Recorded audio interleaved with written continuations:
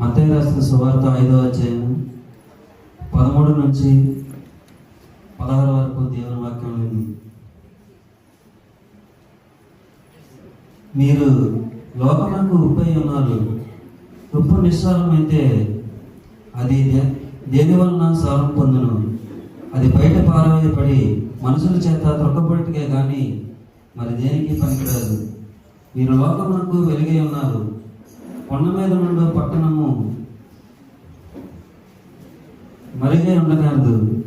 మనుషుల దీపం వెలిగించి కొంచెం క్రింద పెట్టరు, కానీ అది ఇంట నుండి వారందరికీ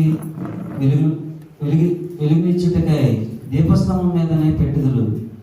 మనుషులు మీ సత్క్రియలను చూచి పరలోకమున్న మీ తండ్రిని మహిమపరచినట్లు వారి ఎదుట మీ వెలుగు ప్రకాశింపనీయుడి.